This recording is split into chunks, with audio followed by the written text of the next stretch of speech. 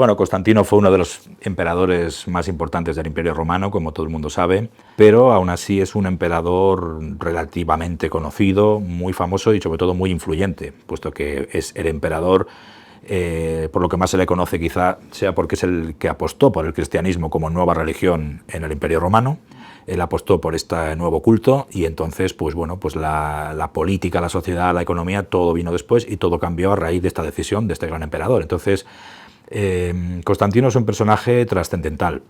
¿Qué ocurre? Que Constantino, este emperador, es una persona con muchas contradicciones, es una persona con grandes aciertos, es un hombre de Estado, es una persona con una gran visión política, pero también fue un personaje pues con sus sombras, ¿no? Es una persona cruel también, cuando había que serlo. Entonces yo, para poder analizar un personaje tan complejo, yo sentía la necesidad de tener que ir a la infancia de este emperador, ¿no? Entonces en esta novela lo que se muestra es en la segunda parte de la primera, que se llama El ocaso de Roma. En la primera, que la tenemos por ahí, abarca los primeros años de Constantino, desde que nace hasta que llega a los 13-14 años más o menos, y esta novela abarca un poco la juventud ya, es decir, desde los 16 más o menos hasta los 20 años. Para intentar descubrir cómo fue esta infancia me baso en todas las fuentes posibles, pero prácticamente no existen, y si existen un poco están relacionadas con sus padres, que tampoco hay mucho, porque ni su padre ni su madre eran emperadores ni eran nada parecido, no eran gente famosa.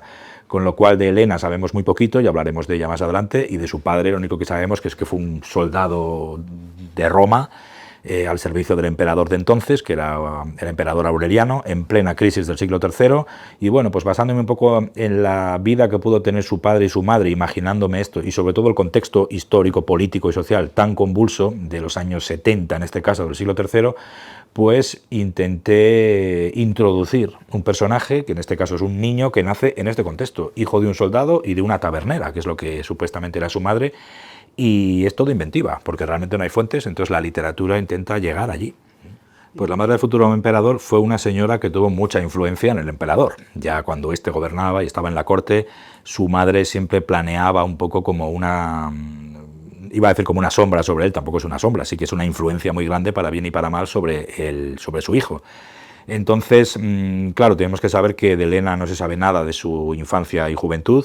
Lo único que sabemos son fuentes indirectas que hablan de ella y se refieren a esta persona como una estabularia, ¿no? Es decir, una tabernera, con todas las connotaciones negativas que tenía eso, puesto que ser tabernera en este periodo de la historia pues muchas veces conllevaba también no solo a servir platos y ese tipo de cosas, sino también estaba relacionada pues con el oficio más viejo del mundo. Muchas veces hay gente que lo asimilaba a eso, entonces se decía que si Helena pudo ser desde una prostituta hasta pues eso, una simple tabernera, una mujer en cualquier caso de baja extracción social.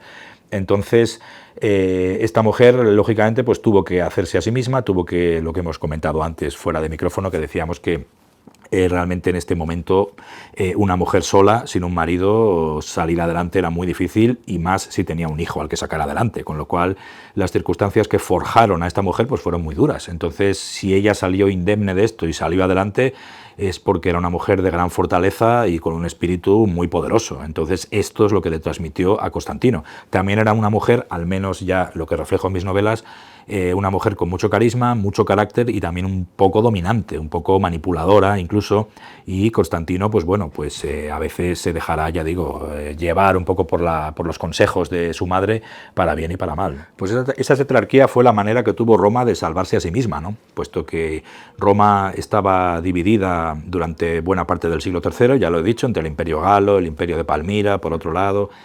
Había guerras civiles, había varios emperadores a la vez, es decir, era un poco caótico. Entonces, bueno, Diocleciano pensó que ya que Roma se iba a dividir de todas formas, se iba a estar disgregada, iba a estar desgarrada por todos los lados, pues quizá podemos hacer una división de Roma efectiva, pero controlada. Entonces lo que podemos hacer es que existan 4 emperadores, cada uno con su corte, cada uno con su ejército, cada uno con su capital, más o menos, y entonces podemos regir los destinos de Roma dividiéndola en 4, es decir, dividir para reinar y para hacer que Roma salga adelante.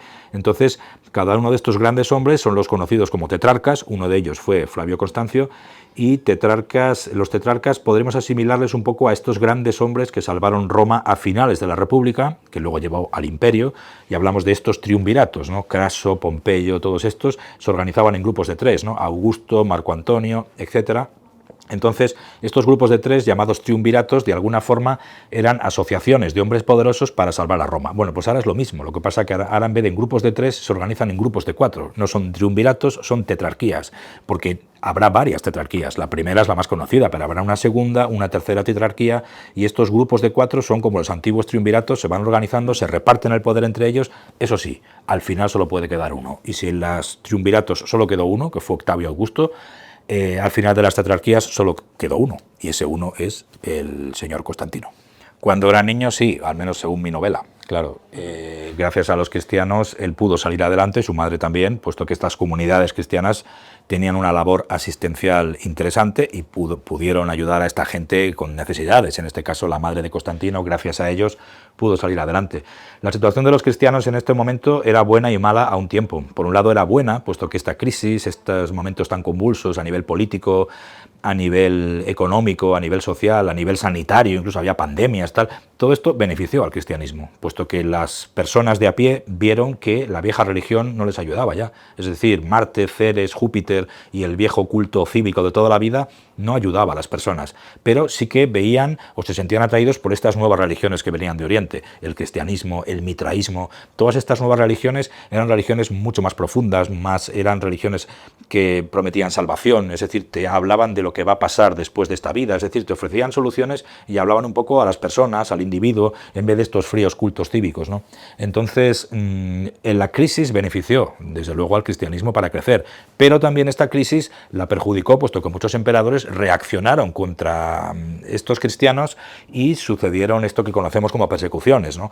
La primera fue la de Decio, ya en el 251, que fue la primera gran persecución, que tampoco pretendía serlo, pero simplemente ellos querían reforzar los viejos cultos cívicos, puesto que sabían que la vieja religión estaba ya desapareciendo. Entonces obligaban de alguna forma a los ciudadanos a jurar, a hacer sacrificios a los viejos dioses, y la gente pues lo hacía, pero hubo algunos que no lo hicieron, por ejemplo los cristianos, algunos de ellos, y entonces se produjeron martirios, encarcelamientos.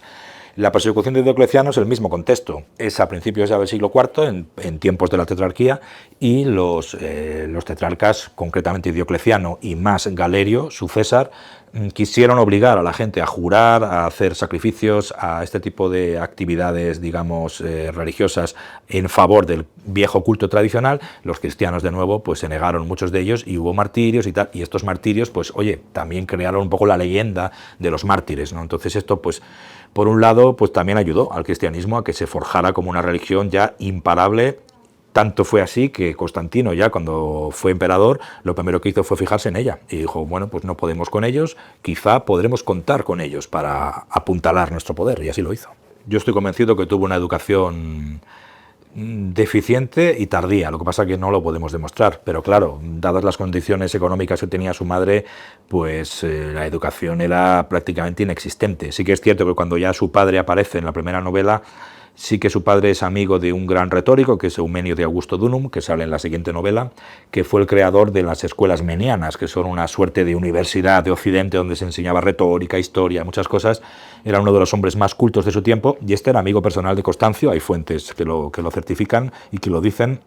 Y bueno, como este Eumenio de Augusto Dunum pudo acompañar a Salona a Constancio cuando fue gobernador allí, pues es probable que Eumenio de Augusto Dunum pueda haber ayudado a Constantino, pues por lo menos a darle unas primeras letras y a enseñarle algo de conocimiento. Constantino además era un tipo inteligente, era muy despierto, entonces las pocas enseñanzas que le pudo dar Eumenio de Augusto Dunum pues pudieron servirle.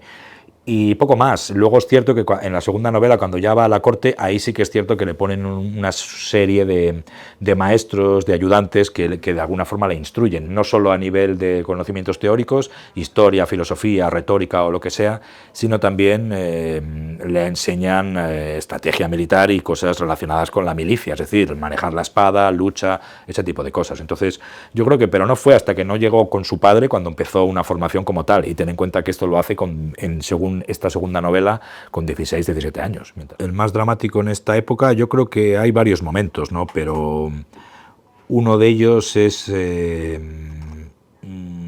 lo que tiene que ver con su padre y con Flavia Teodora, ¿no? Es decir, la actitud de su madrastra el nacimiento de su primer hermano, de su primer hermanastro, ¿no? Es decir, el primer hijo de su padre con esta señora que no es su madre, que es Flavia Teodora.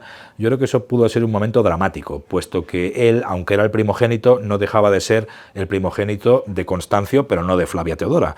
Flavia Teodora, su primogénito era Flavio Dalmacio, no Constantino, y Flavia Teodora era hija del emperador, y Flavio Constancio era pues el que se casó con la hija del emperador. Entonces, él por un lado era primogénito, pero a la vez se veía un poco como un bastardo, ¿no? Como un hijo que tuvo mi marido Constancio cuando era joven con una tal Helena, que era una tabernera, pero vamos, este es un bastardo, pensaría Flavia Teodora. El verdadero primogénito es Flavio Dalmacio.